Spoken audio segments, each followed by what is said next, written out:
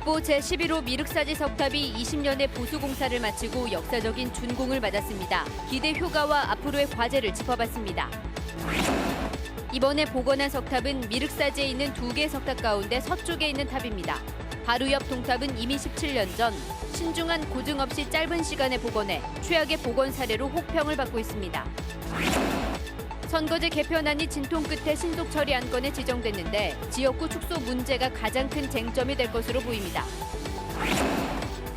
전라북도가 3년 전에는 재검토 결정을 받은 전주시의 종합경기장 이전 사업에 대해 행정안전부에 투자 심사를 의뢰했습니다. 여러분 안녕하십니까? JTBC 8시 뉴스입니다. 국보 11호인 익산 미륵사지 석탑이 20년에 걸친 보수 공사의 공식적인 마침표를 찍었습니다. 긴 공사 기간만큼이나 과정에서 우여곡절도 많았습니다. 그 역사적인 보수 준공식 현장을 주혜인 기자가 다녀왔습니다.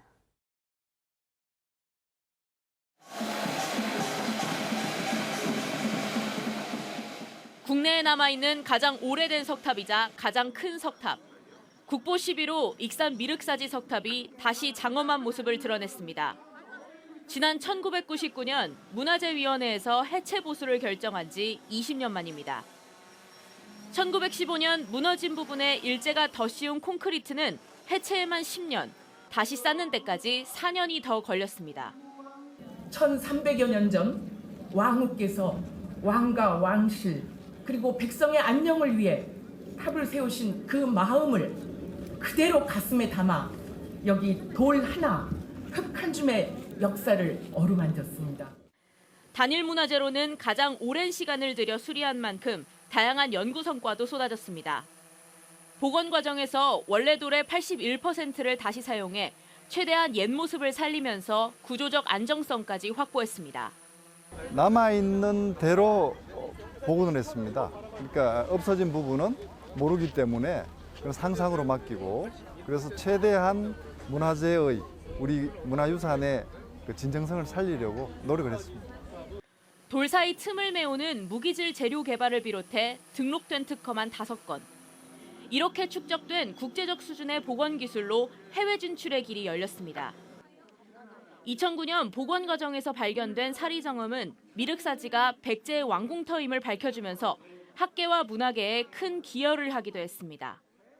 1300여 년 역사의 미륵사지 석탑이 20년의 보수 과정을 거쳐 새로운 천년을 맞이할 준비를 마쳤습니다.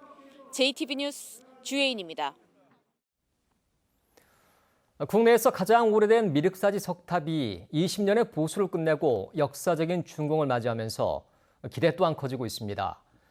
미륵사지 석탑을 동력으로 활용해서 익산의 백제문화 관광을 활성화하기 위해서는 풀어야 될 과제가 적지 않습니다. 김진영 기자가 보도합니다. 오는 8월 준공을 목표로 국립익산박물관 공사가 한창입니다. 박물관이 문을 열면 미륵사지 석탑과 왕궁리 5층 석탑 등 익산에서 출토된 백제문화 유적 3만 5천여 점이 전시됩니다. 미륵사지 석탑 복원에 이어 국립익산박물관이 문을 열면 세계문화유산 도시인 익산을 알릴 수 있는 훌륭한 자원이 될 것으로 기대됩니다. 그러나 관광 자원으로서의 가치를 높이기 위해서는 풀어야 할 과제가 적지 않습니다. 미륵사지에서 백제 왕궁터로 알려진 왕궁리 유적지로 이어지는 백제 문화 유적의 벨타화가 시급합니다. 8년 전부터 대통령 공약 사업으로 이 지역을 하나로 묶는 고도보존 육성 사업이 시작됐지만 예산 때문에 전혀 속도를 내지 못하고 있습니다. 사업이 마무리되는 2025년까지 3,400억 원이 필요하지만 확보된 예산은 300억 원에 그치고 있습니다. 근마의 한옥지구 또 근마시까지 일부 간판정비 사업밖에 이루어진 것이 없다.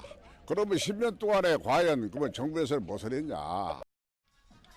익산 관광의 부가가치를 높이기 위해서는 체류형 관광 프로그램도 필요합니다.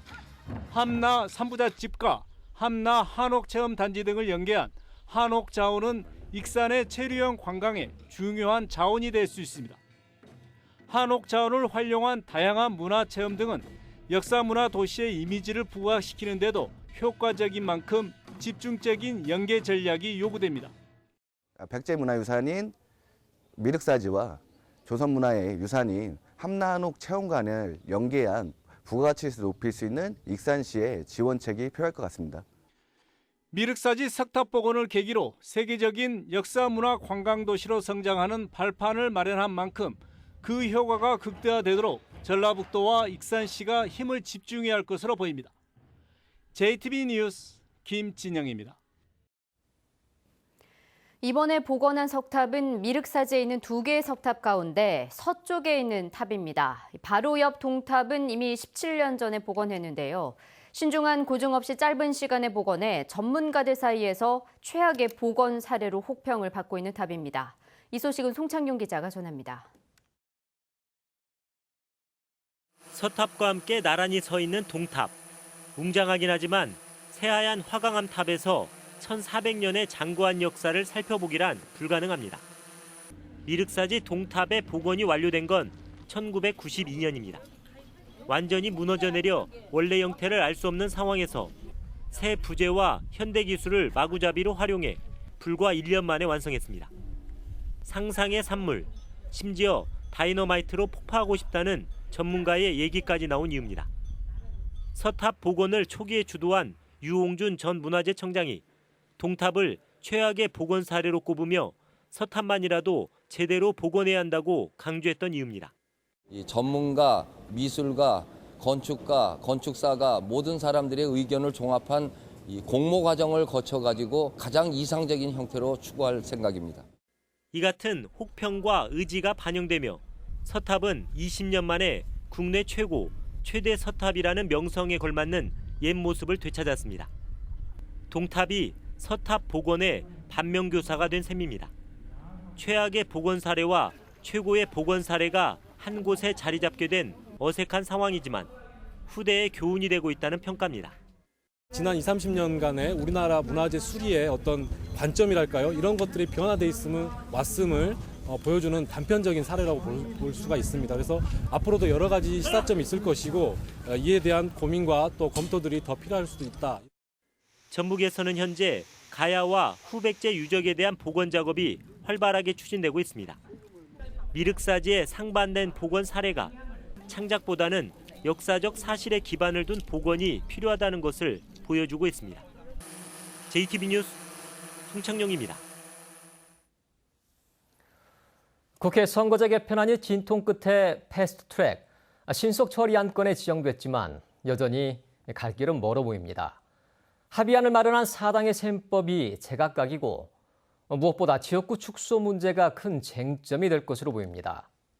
이승환 기자가 보도합니다. 심상정 정치개혁특위 위원장은 선거법 개정안을 신속처리 안건으로 올린 뒤 이렇게 말했습니다. 그동안 여야 합의로 선거제도 처리했다. 그렇게 말씀들 많이 하십니다. 이번에도 그렇게 되기를 정개특위 위원장으로서 간곡히 바라고 또 노력하겠습니다. 여야 사당이 이끌어온 선거제도 개편안은 국회 의석을 300석으로 유지하되 지역구를 28석 줄여 비례의석을 늘리는 게 핵심. 이 안대로라면 전북 지역구도 현재 10석에서 2~3석 줄어들게 됩니다. 의원 입장에서 보면 자신의 지역구가 사라지거나 크게 달라질 수 있는 상황. 사당 합의 직후부터 기존 합의안과는 다른 목소리가 나온 이유입니다. 오늘 의원총회에서도 분명하게 얘기했습니다. 지역구 의석 축소를 최소화해야 한다 하는 원칙을 우리 당의 입장으로 정했습니다. 일부에서는 지역구는 그대로 두고 비례의석을 60석가량 더 늘리자는 의견도 나오고 있습니다. 국회 통과 가능성을 높이고 비례제 취지도 살리자는 건데 당초 전문가들이 참여한 정치개혁특위 자문위가 제시했던 안입니다. 지역구를 줄이고 비례대표를 늘리는 형태는 말은 좋지만 현실적으로 통과되기가 어렵습니다. 모든 의원들이 자기 지역구를 없애는 데 찬성할 가능성이 없기 때문에 선거제 개혁의 대의명분은 차고도 넘치지만 키를 쥔 국회의원들로서는 자신의 병운이 달린 논의가 눈앞에 닥친 셈입니다. 신속처리 안건 지정 여부는 대체로 자유한국당과 나머지 정당들 사이의 다툼이었지만 지역구 축소는 대부분의 의원들에게 적용되는 문제인 만큼 향후 국회 심의 과정에서 그에 못지않은 진통이 예상됩니다. JTB 뉴스 이승환입니다. 선거법 개정안의 패스트트랙 지정을 놓고 도내 정당별로 반응이 엇갈리고 있습니다. 민주당 전북도당은 법안 심의 과정에서 지역 입장이 소외되지 않도록 노력하겠다고 밝혔으며 민주평화당도 환영의 뜻과 함께 연동형 비례대 퀴즈가 훼손되지 않는 선에서 의석수가 줄지 않도록 힘쓰겠다고 말했습니다. 또한 가장 큰 수혜가 예상되는 정의당도 책임지는 정당 정치가 시작될 수 있도록 정의당이 앞장서겠다고 밝혔지만 심각한 내용을 겪고 있는 바른미래당과 자유한국당 전북도당은 말을 아낀 채 별다른 입장을 내놓지 않았습니다. 전북녹색당은 기자회견을 갖고 시대가 변했지만 여전히 중앙 집권적인 정치관계법을 바꿔야 한다고 주장했습니다. 녹색당은 지방분권 시대에도 정당법은 중앙당을 서울에만 두도록 하고 시도당 창당에 필요한 당원 요건도 시도별 인구와 관계없이 1000명으로 제한해 비수도권인 시민들을 차별하고 있다고 말했습니다. 또한 정치자금법은 공무원과 교사의 정치적 자유를 억압해 정당 후원조차 막아놓았다며 헌법 소원을 통해 악법 조항들을 바로잡을 계획이라고 밝혔습니다.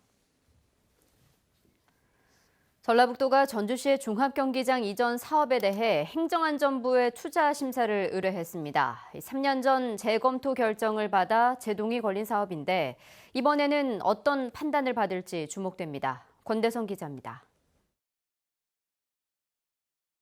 전주시가 내놓은 종합경기장 이전 사업비는 1,147억 원 규모입니다. 이미 투자한 토지 매입비 164억 원을 포함해 모두 자체 예산으로 충당합니다. 전라북도가 이 같은 전주시 사업 계획에 대해 행정안전부에 투자심사 의뢰서를 보냈습니다. 경기장 이전 사업은 지난 2016년 행안부의 재검토 결정으로 제동이 걸린 바 있습니다. 구체적인 재원 확보 방안, 전라북도와 경기장 양여 조건 협의, 롯데의 민원 제기 우려 등 3가지 이유로 전라북도 역시 문제를 삼았던 점들입니다. 3년 만에 투자 심사에서도 이런 점들이 쟁점이 될 전망입니다. 전라북도와 전주시는 일단 대체 경기장 건립, 컨벤션 센터와 호텔 건립 등 양해 조건, 롯데의 민원 제기 우려 2가지 사유는 어느 정도 해소된 것으로 보고 있습니다. 당초에 종합경기장 양여 조건에 부합하느냐 여부가 되겠습니다. 그래서 그런 부분에 있어서 전주시가 진전된 방안을 가져왔기 때문에 관건은 사업비 확보 방안으로 예측되는데 전주시는 여력이 있다고 설명합니다. 국세, 지방세가 국가가 80% 가져가는 거에서 2022년도부터는 70%만 가져가기 때문에 그때부터는 전주시 예산이 800억 정도 예산이 상승을 하기 때문에 저희가 충분히 감당할 수 있는 상황이라는 말씀드립니다. 행안부의 투자 심사 결과는 6월 말쯤 나옵니다. 그 결과에 따라 경기장 이전은 물론 기존 경기장 개발 계획의 추진 여부도 판가름 나게 됩니다. JTB 뉴스 권대성입니다. 전북의 미분양 주택은 감소 추세를 보이고 있지만 준공 후 미분양 물량은 늘어나고 있습니다. 국토교통부에 따르면 3월 말 기준으로 전북의 미분양 주택은 1,374채로 한 달 전보다 31채가 감소했으며 지난해 12월 1,607채에서 꾸준히 줄어들고 있습니다. 하지만 준공한 뒤에도 분양되지 않은 물량은 982채로 한 달 전보다 61채가 늘었습니다. 취객에게 폭언과 폭행을 당한 뒤 숨진 고 강현희 소방경이 위험 직무 순직을 인정받았습니다. 인사혁신처는 어제 공무원 재해보상 심의회의를 열고 강 소방경에 대한 위험 직무 순직 보상금 청구권을 승인했다고 밝혔습니다. 앞서 지난 2월 1심에선 폭행과 사망의 인과를 직접 연계하기 곤란하다며 위험 직무 순직이 부결된 바 있습니다. 강 소방경은 지난해 4월 구급 활동 중 취객에게 심한 욕설을 듣고 폭행을 당한 뒤 구토와 어지럼에 시달리다 한 달 만에 뇌출혈로 숨졌습니다. 선거 과정에서 허위 사실을 공표한 혐의로 기소된 황인홍 무주 군수에 대한 항소심에서 검찰이 항소 기각을 요청했습니다. 광주고법 전주재판부 제1형사부 심리로 열린 항소심 결심 공판에서 검찰은 피고인의 항소를 기각해달라며 요청했고 황 군수는 지역을 위해 일할 수 있도록 해달라며 선처를 호소했습니다. 황 군수는 지난해 6월에 열린 군수 후보 토론회에서 업무상 배임으로 처벌을 받은 사실에 대해 조합장으로부터 부득이하게 처벌받은 것이라며 허위 사실을 말하고 이런 내용을 선거 공보물에 적시한 혐의로 기소돼 1심에서 당선 무효에 해당하는 벌금 200만 원을 선고받았습니다.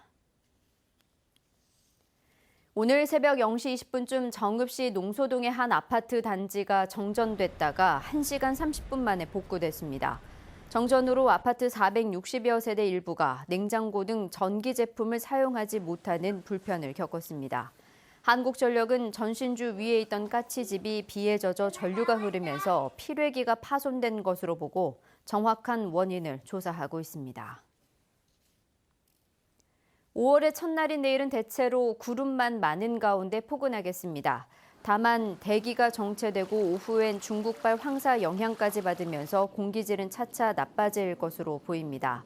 미세먼지 농도는 종일 나쁨에 머물 것으로 예보됐습니다. 내일 아침 최저 기온은 전주 11도, 익산 8도가 예상되고 한낮 기온은 대부분 20도 안팎을 보이겠습니다. 이후 어린이날 연휴까지 맑고 따뜻한 봄 날씨가 이어질 전망입니다.